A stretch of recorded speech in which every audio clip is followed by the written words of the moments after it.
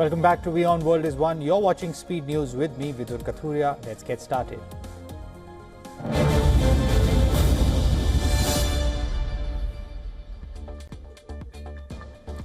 US President Donald Trump has announced that the International Stabilization Force for Gaza is expected to deploy very soon, aiming to stabilize the region and support Trump's peace plan.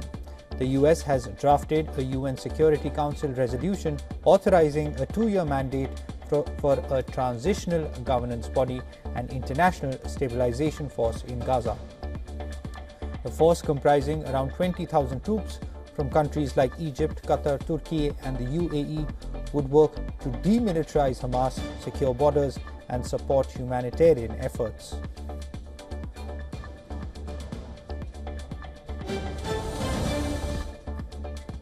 Israel has launched a series of airstrikes on alleged Hezbollah targets in southern Lebanon, with the Israeli army releasing a video of the attacks. The strikes come after Israel warned residents in several villages to evacuate specific buildings ahead of the attacks. Lebanon has condemned the new attacks, saying they are a full-fledged crime and prevent the full implementation of a ceasefire deal with the Hezbollah.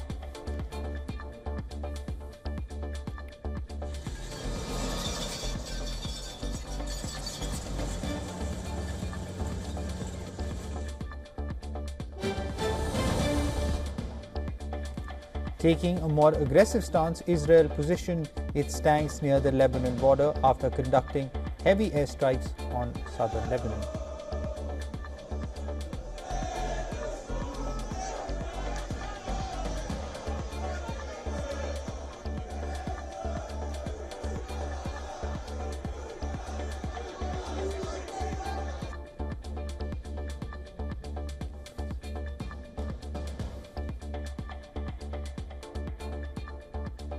Aston Villa's Europa League match against Maccabi Tel Aviv was a highly anticipated and tense affair, with police deploying 700 officers to prevent trouble in Birmingham. Pro-Palestinian protesters gathered outside Villa Park, chanting and displaying banners, while a pro-Israeli protester was led away by police. Maccabi Tel Aviv fans were barred from attending on police advice, citing safety concerns. The match went ahead with a heavy police presence, and Aston Villa won 2-0 in Birmingham.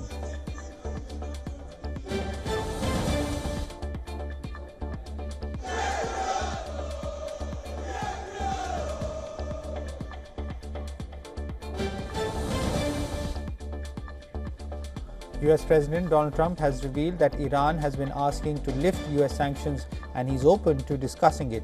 Trump stated that Iran has got very heavy US sanctions and it makes it really hard for them to do what they'd like to be able to do.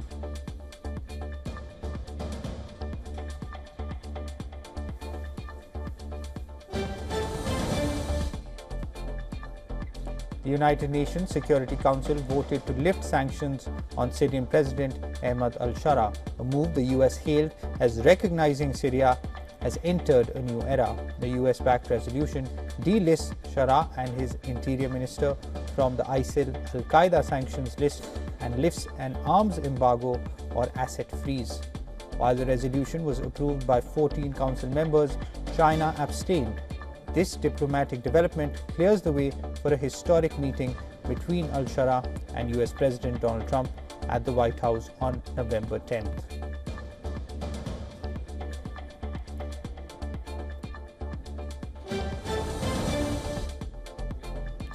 A Moscow-backed court in Ukraine's occupied Donetsk region jailed 2 Colombians for 13 years each for fighting for Kyiv. They were arrested in Venezuela, handed to Russia and sentenced as mercenaries. Colombia says dozens of its citizens have died in Ukraine, where many have joined Ukraine's forces against Russia. Moscow prosecutes foreign fighters as mercenaries, carrying up to 15 years in prison rather than treating them as prisoners of war.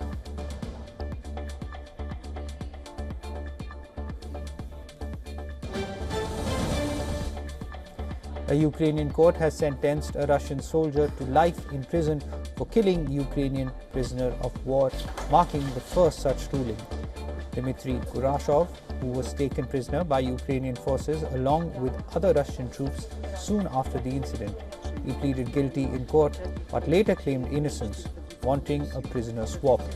Ukraine sees this as a symbolic move, citing numerous Russian executions of Ukrainian prisoners of war, while Russia denies war crimes.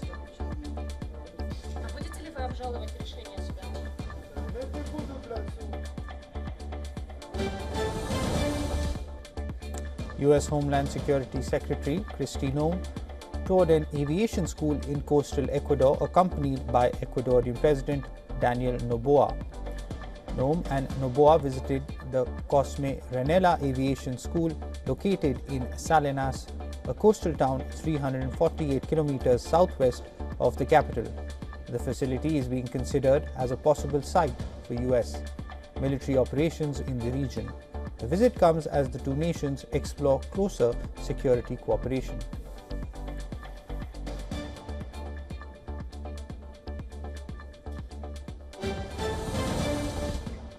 Seoul's military claims North Korea has fired at least one ballistic missile. This comes nearly a week after US President Donald Trump approved South Korea's plan to build a nuclear-powered submarine.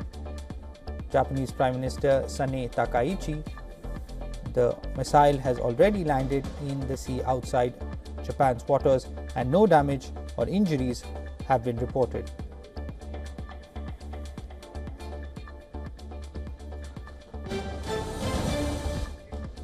Paul Biya, the world's oldest head of state at 92, has been sworn in for an unprecedented 8th term as president of Cameroon, extending his 43-year rule. The ceremony follows a highly contested election in which official results claim Biya won with 53.7% of the vote over main challenger Issa Chiroma Bakari's 35.2%. The swearing-in took place against a backdrop of mass protests that erupted after the vote, leading to government repression and the reported deaths of several demonstrators.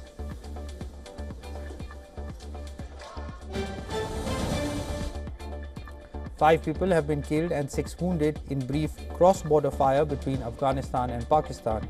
In an incident both countries blame on each other. The development comes as talks are underway in Istanbul in a third round of engagement aimed at ending cross-border terrorism and consolidating a fragile ceasefire that was initially agreed upon after border clashes last month. Afghanistan spokesperson Zabiullah Mujahid, in a post on social media, accused Pakistan forces of open firing on Spin Boldak region, adding that Afghan Taliban has not retaliated out of respect for the negotiating team. Pakistan denied the accusations and put the blame on Afghanistan.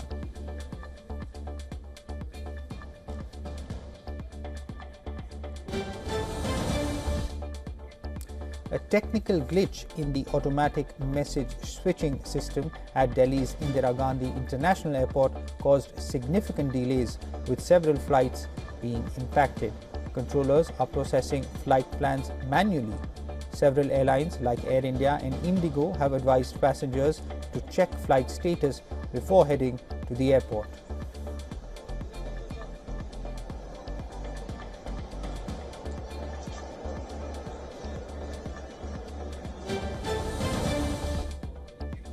In a landmark order, India's Supreme Court has directed states and union territories to remove stray cattle from national and state highways, forming highway patrol teams to catch and relocate them to shelters.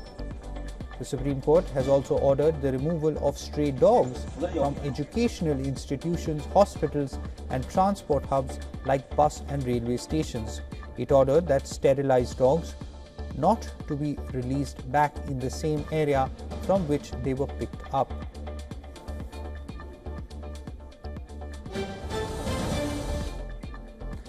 Typhoon Kalmaegi has left a trail of destruction in Vietnam, claiming at least 5 lives and injuring 7 others in the central provinces of Quang Ngai, Gia Lai, and Dak Lak.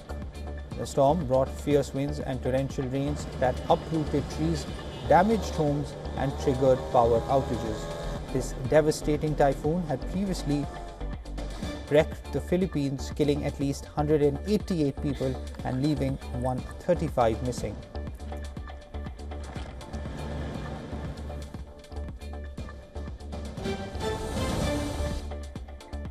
The US is reportedly blocking Nvidia from selling its latest scaled-down AI chips to China. According to a report by US tech publication The Information, the White House has told federal agencies that sales of the new Nvidia B30A chip to China will not be permitted. Nvidia had reportedly already provided samples of the chip to several Chinese customers. The B30A can be used to train large language models when deployed in big clusters, a capability many Chinese tech firms rely on. Nvidia said that it has zero share in China's data center market and does not include it in its forecasts. The company is now reportedly reworking the B30A's design in hopes that Washington might reconsider its stance.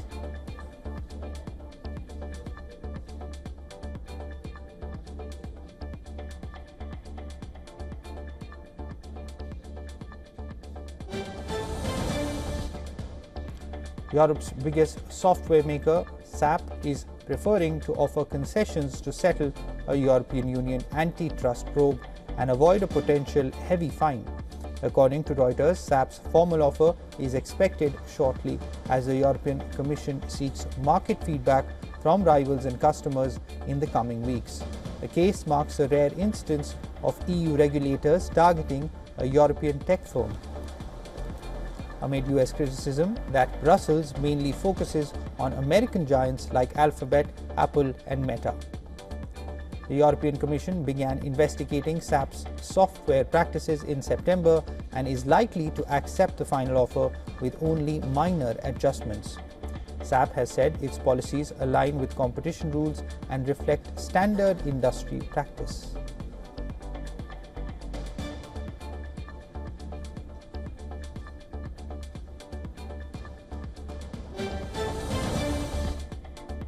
Google has signed its biggest ever deal for carbon removal credits by funding reforestation projects in the Amazon rainforest.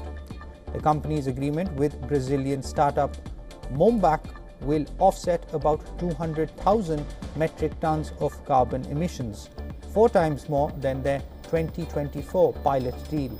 The move comes as big tech firms seek ways to counter the climate impact of power-hungry data centers used for artificial intelligence.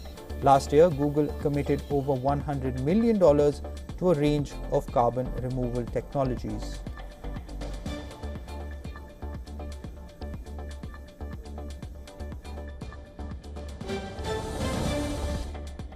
Oil prices extended losses after Saudi Arabia cut its crude prices, indicating that the supply picture was uncertain.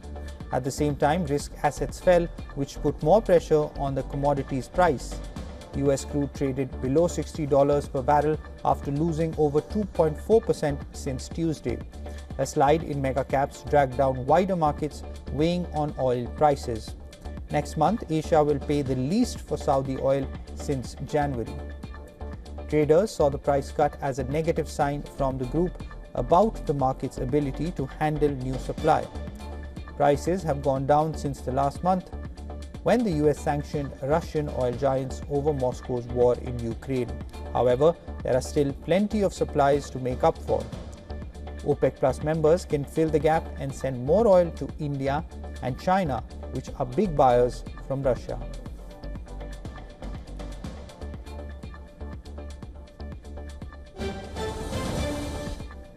As Rachel Reeves works on this year's budget, the UK's largest business lobby group told her not to hit companies with a series of smaller tax hikes. The lobby said Reeves should prioritize long-term prosperity over short-term thinking. Earlier this week, in a speech, Reeves set the stage for tax hikes in her November 26th set-piece budget. She seeks to fill a budget hole from rising borrowing rates, costly policy changes, and the economic risks caused by Trump's trade war. The Bank of England's darkening outlook raises the stakes for the UK budget.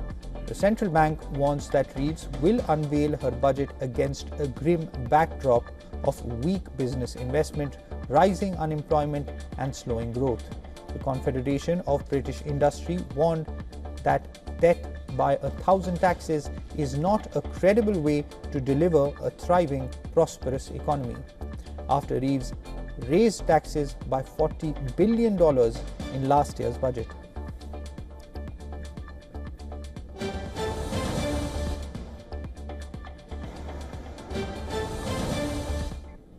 US consumers are defaulting at a crisis pace. Student loan defaults of over 90 have exploded to 14.3% in the September quarter, the highest on record.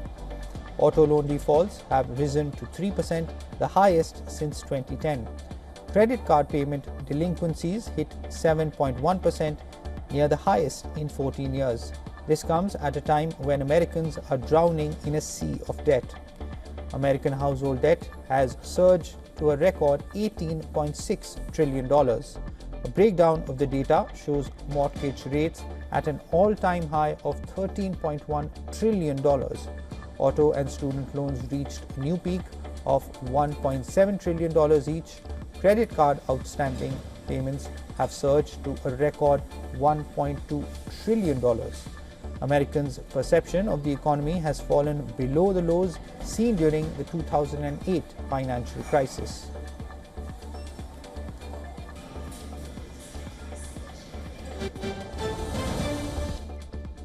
In sports, the ICC has finalized 5 venues in India and 2 in Sri Lanka for next year's Men's T20 World Cup.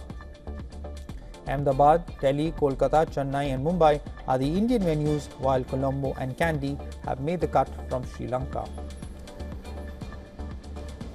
The T20 World Cup is set to begin on February 7th and will conclude with the final in Ahmedabad on March 8th. The final will be held in Colombo if Pakistan qualifies.